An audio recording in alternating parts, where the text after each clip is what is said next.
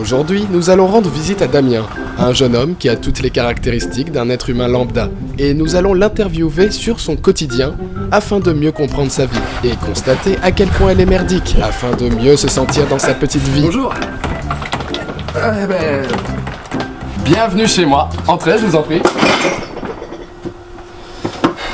Entrez, entrez. Ça c'est ma cuisine. Voilà. C'est là que je commande Uber Eats. Vous avez peut-être faim? Si c'est le cas, si jamais vous me demandez, il y a des chips dans le frigo, du thé dans la cafetière, ou de l'eau non, parce que vous avez peut-être... si, allez, je vais vous servir un peu d'eau, hein. On manque pas assez de voix, voilà. Puis vraiment, je vous dis, faites comme chez vous, pas de soucis. Non mais merci, j'avais soif justement. Damien était équipé d'une option de plus en plus populaire, l'option de victime. Là c'est le salon, voilà. C'est là que je passe le plus clair de mon temps. Notamment à chercher du travail sur mon ordinateur. Mais bon, autant moi je galère pas à trouver des offres d'emploi, autant j'ai l'impression que les recruteurs ont du mal à trouver mes lettres de motivation.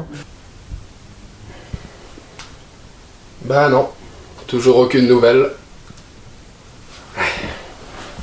Je préférais encore l'époque où je remerciais les recruteurs de me refuser.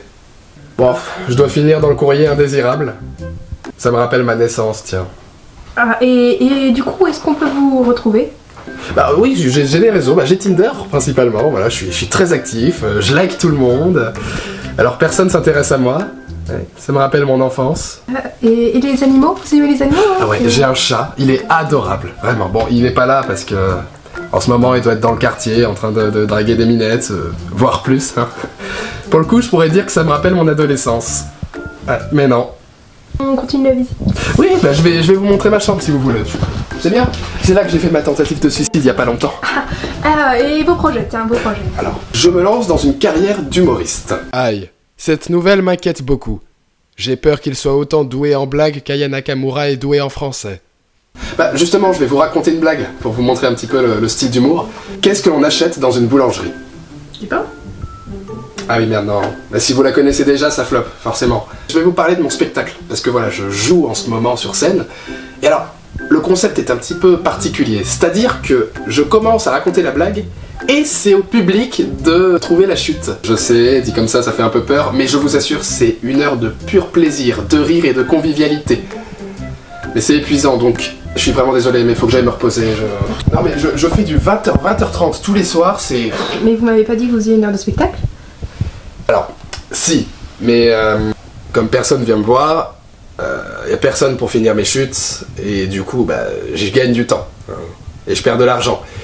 Mais bon, au moins ça m'évite le risque de flopper en public. Je floppe tout seul. Quelle est la différence entre une frite et un Belge ?